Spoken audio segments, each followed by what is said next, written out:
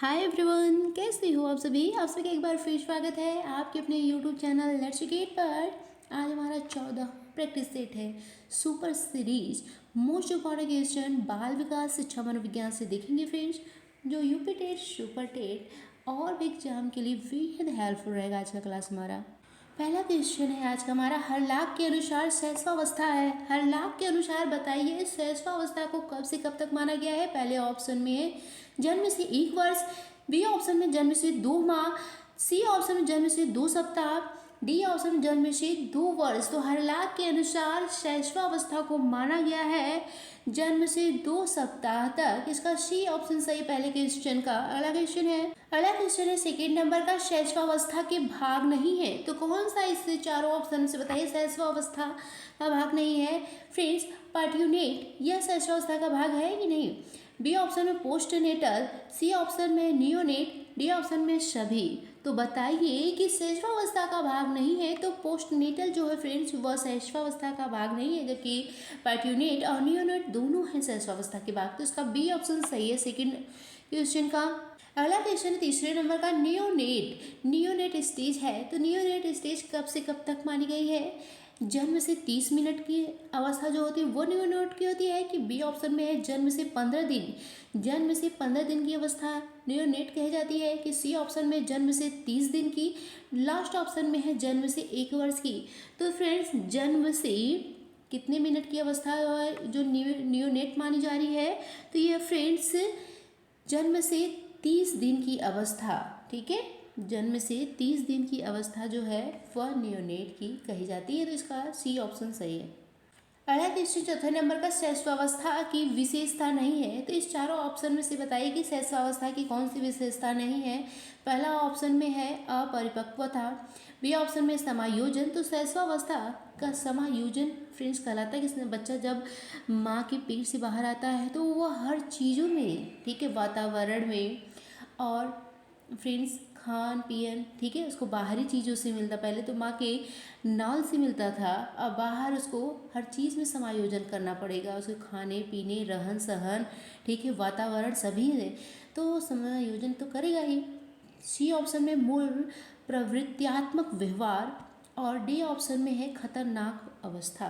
तो क्या है फ्रेंड्स, शैशवावस्था की विशेषता किसको नहीं मानी गई। तो खतरनाक अवस्था, ये कोई खतरनाक अवस्था नहीं है, जबकि परिपक्वता तो फ्रेंड्स धीरे धीरे बच्चा तो होगा ही परिपक्व। बी ऑप्शन में समायोजन तो हर चीज़ में करा है। मूल प्रवृत्त्यात्मक व्यवहार, ठीक है, उसके व्यवहार में भी धीरे धीरे चेंज आते चल जाएगा। तो उसका डी ऑप्शन सही है।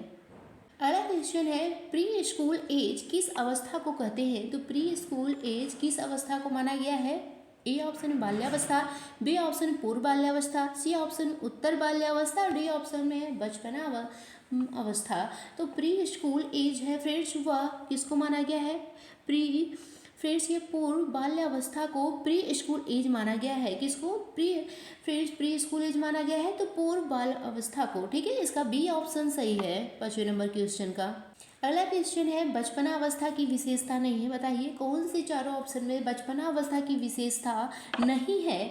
ए ऑप्शन में नैतिकता का अभाव, बी ऑप्शन में आत्मकेंद्रित अवस्था, सी ऑप्शन में अनुकरण की प्रवृत्ति और डी ऑप्शन में समूह पूर्व अवस्था। तो फ्रेंड्स, बचपना अवस्था की विशेषता कौन सी नहीं है। तो समूह पूर्व अवस्था ये नहीं है, जबकि नैतिकता का अभाव, ठीक है, ये है विशेषता। आत्म केंद्रितता, बच्चा स्वयं को केंद्र रखकर सब कार्य को करता है। अनुकरण की प्रवृत्ति, बच्चा अनुकरण के द्वारा ही सीखता है, ठीक है, और उसमें नैतिकता की अभाव होती है, वो समाज के जो कानून दायरे नैतिकता ये सब नहीं जानता है, ठीक है।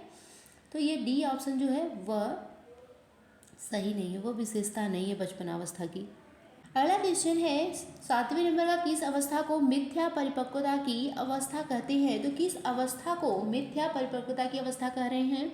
ए ऑप्शन में दिया है बचपनावस्था, बी ऑप्शन में बाल्यावस्था और सी ऑप्शन में है फ्रेंड्स उत्तर बाल्यावस्था, डी ऑप्शन में किशोरावस्था। तो किस अवस्था को मिथ्या परिपक्वता की अवस्था कहते हैं। तो उत्तर बाल्यावस्था जो है फ्रेंड्स वह कौन सी अवस्था है, मिथ्या परिपक्वता की अवस्था मानी गई है। तो इसका सी ऑप्शन सही है। अभी बचपना अवस्था के बारे में फ्रेंड्स आगे पढ़े ही है। किशोरावस्था जो है फ्रेंड्स वह कौन सी अवस्था है, तो ये तूफान की अवस्था मानी गई है। स्टेन हॉल ने क्या कहा है फ्रेंड्स, इसे उन्होंने एक अपनी बुक भी लिखी है एडोलेशन, ठीक है, उसी में किशोरावस्था के बारे में बताएं फ्रेंड्स कि यह तूफान की अवस्था मानी गई है किशोरावस्था की। अगला क्वेश्चन है 8वें नंबर का, उत्तर बाल्यावस्था का विकासात्मक कार्य नहीं है। तो उत्तर बाल्यावस्था का कौन सा विकासात्मक कार्य नहीं है? ए ऑप्शन में क्षीण बुद्धि अवस्था, बी ऑप्शन में है सारस अवस्था, सी ऑप्शन में संचय प्रवृत्ति की अवस्था और डी ऑप्शन में है स्वर्णिम अवस्था। तो उत्तर बाल्यावस्था का विकासात्मक कार्य नहीं है फ्रेंड्स। तो उत्तर बाल्यावस्था का स्वर्णिम अवस्था जो है वह क्या है, विकासात्मक कार्य नहीं है, जबकि क्षीण बुद्धि अवस्था, सारस अवस्था, संचय प्रवृत्ति की अवस्था ये सभी हैं। तो इसका डी ऑप्शन सही है नंबर। अगला क्वेश्चन है फ्रेंड्स, किशोरावस्था एडोलसेंस शब्द की उत्पत्ति किस भाषा से हुई है तथा इसका क्या अर्थ है? तो ये फ्रेंड्स किस भाषा से हुई है किशोरावस्था एडोलेंस शब्द की उत्पत्ति? फ्रेंड्स बताइए। ए ऑप्शन में दिया है लैटिन भाषा और इसका अर्थ है परिपक्वता, बी ऑप्शन में ग्रीक भाषा, इसका अर्थ है वृद्धि, सी ऑप्शन में जर्मन भाषा है और इसका अर्थ परिपक्वता और परिवर्तन है, डी ऑप्शन में दिया है ये सभी। तो कौन सा ऑप्शन किशोरावस्था एडोलेंस शब्द की उत्पत्ति करता है और इसकी भाषा का फ्रेंड्स अर्थ क्या है, ये बताइए। किशोरावस्था मनोविज्ञान के जनक किसे माना जाता है? तो स्टेनले हॉल को किसे माना जाता है किशोर मनोविज्ञान का जनक? तो फ्रेंड्स हरलाक जी को, सॉरी फ्रेंड्स स्टेनले हॉल को माना जाता है, हरलाक को नहीं, स्टेनले हॉल को माना जाता है। और फ्रेंड्स इन्होंने ही किशोरावस्था को तूफान और तनाव की अवस्था माना है, ठीक है। और किशोरावस्था को एक नाम से और जाना जाता है फ्रेंड्स, बसंत कहा जाता है, बसंत काल कहा जाता है। और किशोरावस्था एडोलेंस शब्द की उत्पत्ति किस भाषा से हुई? तो ये लैटिन भाषा से हुई है और इसका अर्थ क्या है, परिपक्वता की ओर इसका अर्थ है फ्रेंड्स। तो इसका ए ऑप्शन जो है वो सही है।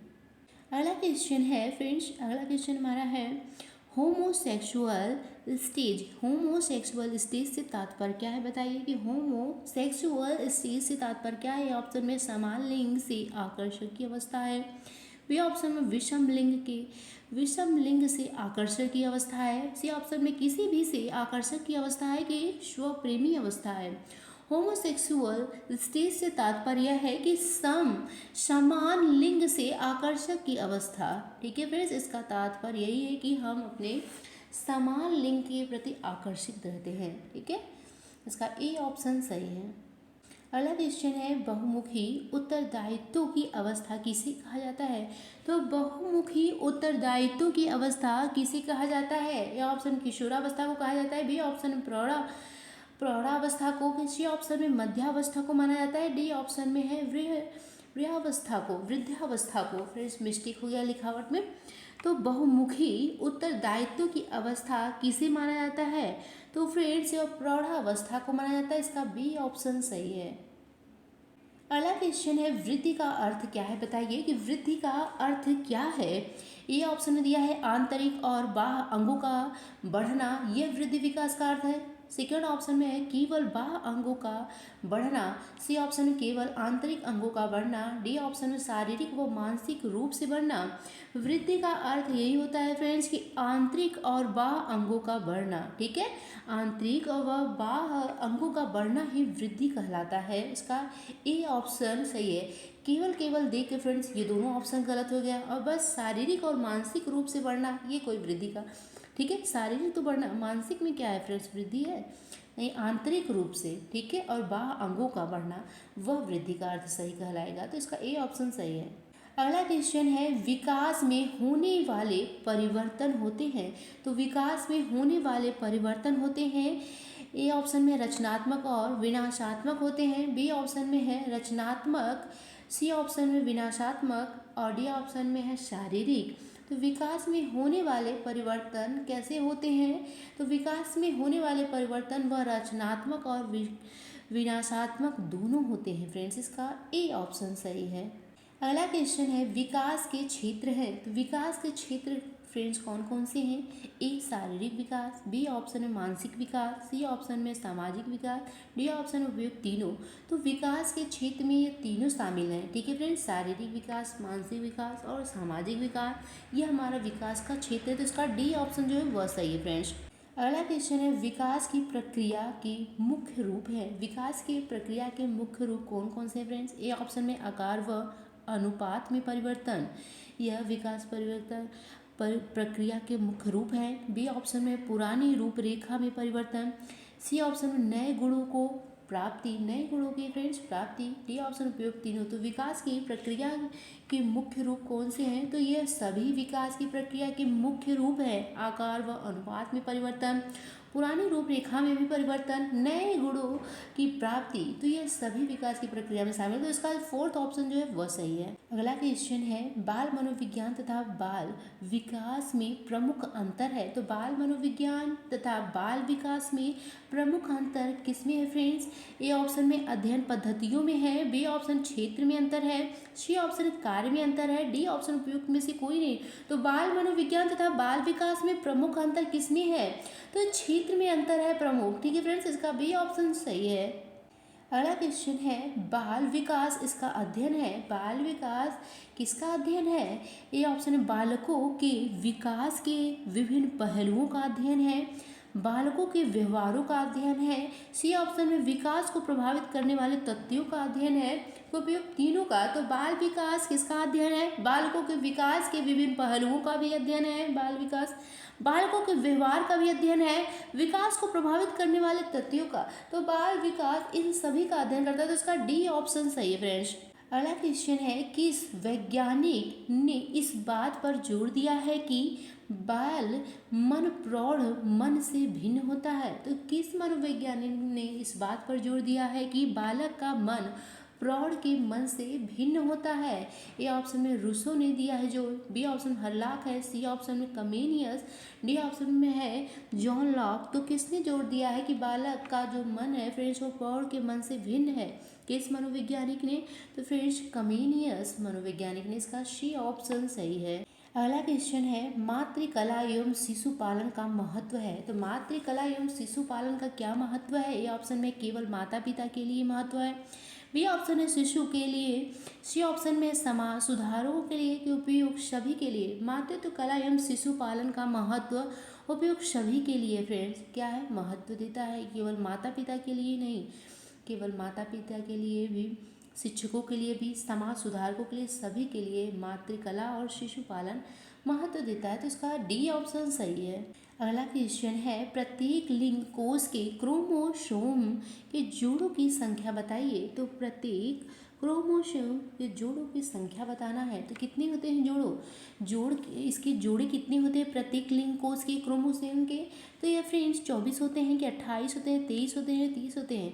फ्रेंड्स कितने जोड़े होते हैं? 23 जोड़े होते हैं। ठीक है, 46 क्रोमोसोम होते हैं और 23 इसके जोड़े होते हैं। ठीक है, इसका सी ऑप्शन सही फ्रेंड्स। अगला क्वेश्चन है, मानसिक धर्म की क्रिया नियंत्रित करता है। तो मानसिक धर्म की क्रिया जो है वो फ्रेंड्स कौन नियंत्रित करता है? मानसिक धर्म की क्रिया को प्रोजेस्टेरोन हार्मोन नियंत्रित कर रहा है, बी ऑप्शन में एस्ट्रोजन हार्मोन, सी ऑप्शन में इंसुलिन हार्मोन, डी ऑप्शन में है थायरॉक्सिन हार्मोन। तो मानसिक धर्म की क्रिया को नियंत्रित करता है फ्रेंड्स तो एस्ट्रोजन हार्मोन। एस्ट्रोजन हार्मोन क्या है? वह फ्रेंड्स मानसिक धर्म की क्रिया को नियंत्रित करता है। तो इसका बी ऑप्शन सही है। अगला क्वेश्चन है, अंडाणु परिपक्व होती है। तो अंडाणु परिपक्व कितने दिनों में होते हैं फ्रेंड्स? 20 दिनों में, 25 दिनों में, सी ऑप्शन 28 दिनों में और डी ऑप्शन में है 30 दिनों में। तो फ्रेंड्स अंडाणु परिपक्व 28 दिनों में होते हैं। कितने दिनों में? 28 दिनों में। इसका सी ऑप्शन सही है। अगला क्वेश्चन है, अंडाणु का विकास होता है। तो बताइए फ्रेंड्स अंडाणु का विकास कहाँ होता है? ये ऑप्शन अमाशय में, गर्भाशय में होता है अंडाणु का विकास, कि डिंब ग्रंथियों में होता है, कि डिंब नलिका में। तो अंडाणु का विकास किस में होता है? तो अंडाणु का विकास डिंब ग्रंथियों में होता है। किस में होता है अंडाणु का विकास? डिंब ग्रंथियों में होता है। इसका सी ऑप्शन सही इस क्वेश्चन का। अगला क्वेश्चन है परिपक्व अंडाणु के बाहर निकलने की क्रिया कहलाती है। तो परिपक्व अंडाणु के बाहर निकलने की क्रिया क्या कहला रही है? परिपक्वीकरण, डिंबक्षरण कहलाती है कि मासिक धर्म। डी ऑप्शन में है गर्भाधान। तो परिपक्व अंडाणु के बाहर निकलने की क्रिया कहलाती है डिंबक्षरण क्रिया कहलाती है। फ्रेंड्स इसका बी ऑप्शन सही है इस क्वेश्चन का।